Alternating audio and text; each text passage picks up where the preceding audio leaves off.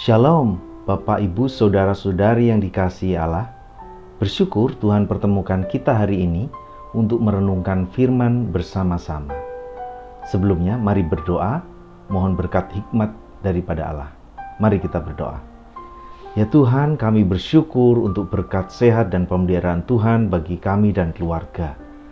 Kami akan merenungkan firman Tuhan, mohon hikmat Allah sehingga kami mengerti isi hati Tuhan melalui firman yang disampaikan. Amin.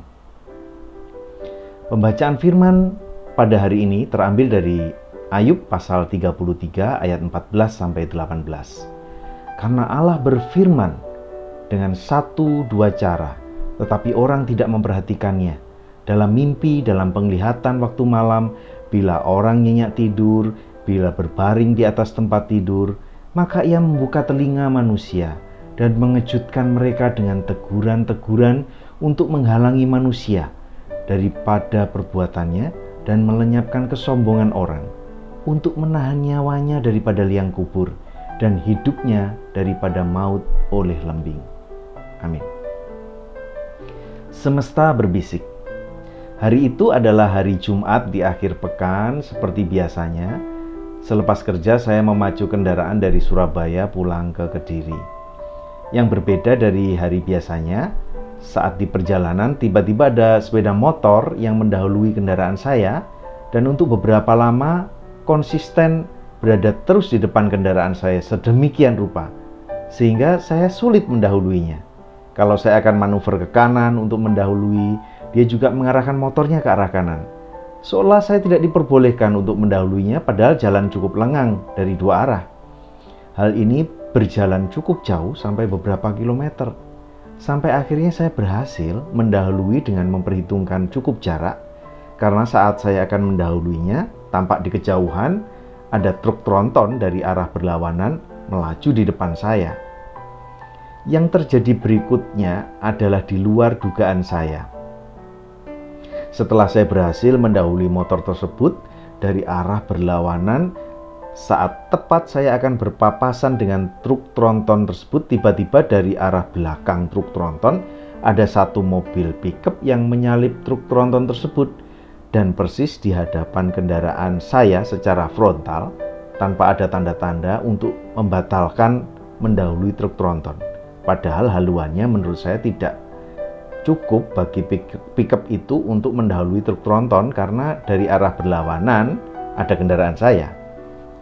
Saya mengurangi kecepatan dengan segera sambil banting setir ke arah kiri, keluar aspal dan mobil berhenti. Tepat dan ukurannya pas sekali. Mobil pickup itu ada di depan saya yang kemudian bergerak antara kendaraan saya dan truk tronton dalam kecepatan tinggi. Lalu dia banting setir ke kiri mendahului truk tronton. Nyaris pickup tersebut menabrak saya secara frontal. Sesaat kemudian saya melajukan lagi kendaraan saya yang kemudian didahului oleh motor yang tadinya seolah tidak mengizinkan saya mendahuluinya. Sambil nyetir, saya merenung. Bila saya lebih awal mendahului motor tersebut 2 detik saja, kira-kira ya, pasti saya juga akan sekian detik lebih awal sampai di tempat kejadian tersebut. Dan mestinya tidak terelakkan tabrakan frontal terjadi. Bapak, Ibu, Saudara-saudari yang dikasihi Allah, dalam Ayub 33 ayat 14-18 disampaikan bahwa Allah berfirman dengan 1-2 cara meski seringkali manusia tidak memperhatikannya. Penyertaan Allah saya mohonkan sejak pagi sebelum saya mengawali hari Jumat tersebut. Tapi saya lupa bahwa penyertaan Allah yang saya mohonkan juga dapat terjadi melalui hal-hal sederhana atau apapun yang ada bersama saya atau di sekitar saya, bahkan hal-hal yang menjengkelkan saya.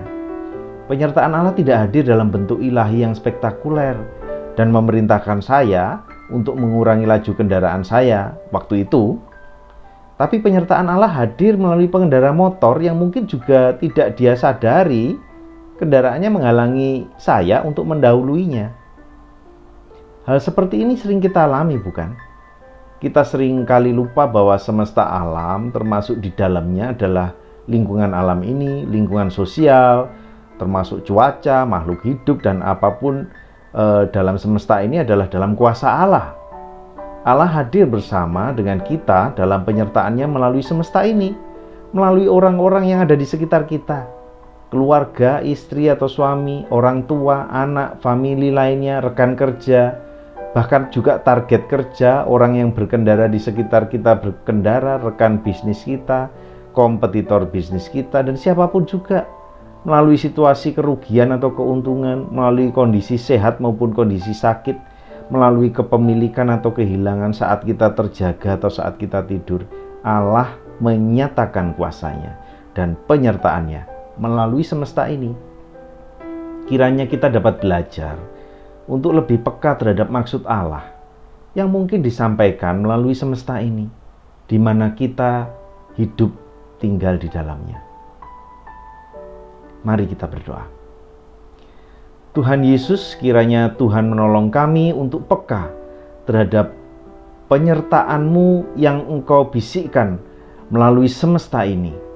Dengan demikian, kami dapat bersaksi dan bersyukur untuk berkat penyertaan Allah yang Kau nyatakan melalui apapun dalam kehidupan kami, dan kami juga memohon kiranya kami boleh menjadi pribadi yang peka terhadap maksud Allah bagi kami, untuk kami berkontribusi nyata dalam pekerjaan pelayanan dan menjadi saksi bagi sesama dan lingkungan kami untuk menyatakan kasih Allah bagi mereka.